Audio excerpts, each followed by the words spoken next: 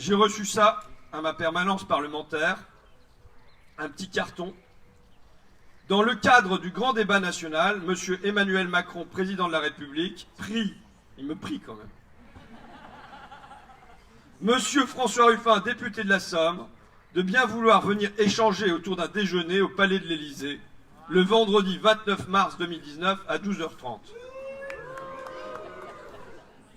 J'étais jaloux parce que Lordon a reçu son invitation avant moi. Il a donc pu la refuser avant moi. Donc voici ma réponse, mais qui, je pense, est empreinte de plus de gravité que celle de mon camarade.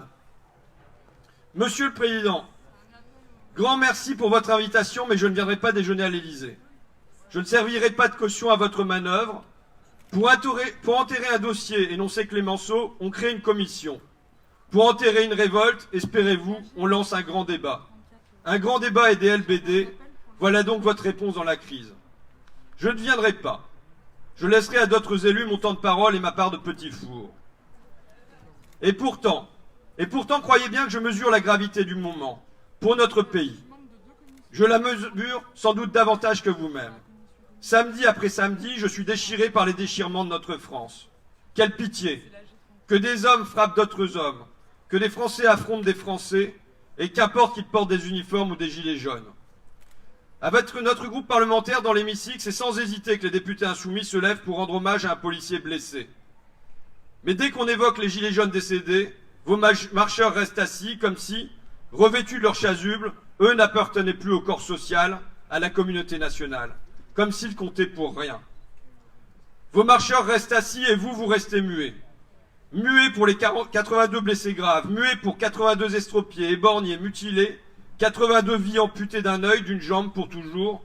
Vous n'êtes pas avare de mots en général, mais pour ces 82 victimes, pour leurs 82 familles, vous n'avez pas trouvé un mot, pas un mot de compassion, pas un geste de tendresse. Elle commencerait pourtant par là, la paix sociale, par quelques phrases de sympathie qui sortiraient de votre cœur aujourd'hui sec et fermé. Par votre rigidité souriante, vous nourrissez le conflit plutôt que de l'apaiser. Ce serait le premier pas vers la paix. Que ces mots faits de tendresse, d'humanité, un premier pas sur le chemin de la paix. La solution immédiate, la solution la plus simple, vous la connaissez. Votre démission.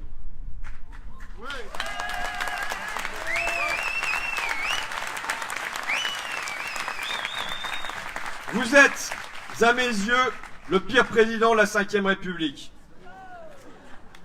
Vous avez mené le pays droit dans le mur de la colère, et pourtant en matière il y a la concurrence, mais bon.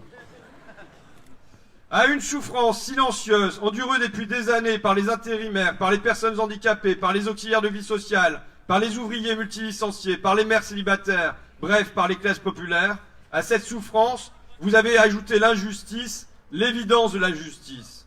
Comment avez-vous osé ? Comment avez-vous osé supprimer l'impôt de solidarité sur la fortune pour les plus riches?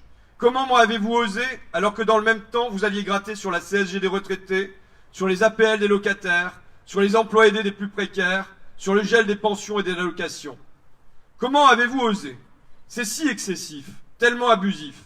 Mais ça ne suffisait pas. À cette injustice, à cette évidence de l'injustice, comme on jette du sel sur une plaie, vous avez ajouté l'arrogance de l'injustice.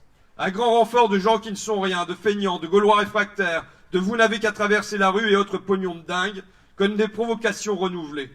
Ça ne touche pas qu'au porte-monnaie, au pouvoir d'achat, l'orgueil d'un peuple en est blessé, son honneur, on se moque de lui, son propre chef de l'État se moque de lui. Le plus simple, le plus efficace, oui, serait votre démission.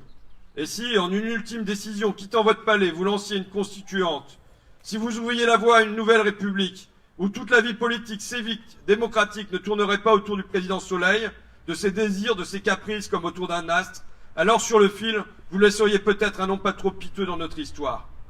Mais ne rêvons pas à votre démission, ne rêvons pas à cet horizon. Il est une voie alors plus modeste pour que s'apaisent les tensions, pour que se renoue un dialogue, pour que revienne une concorde sociale, week-end compris. C'est d'ouvrir des négociations, de véritables négociations, pas des opérations d'enfumage et de communication. Des discussions autour de 4 demandes claires, simples des Gilets jaunes et qui n'ont reçu pour seule réponse qu'un non sans concession ou votre silence. Une demande sociale, une TVA à zéro sur les produits de première nécessité.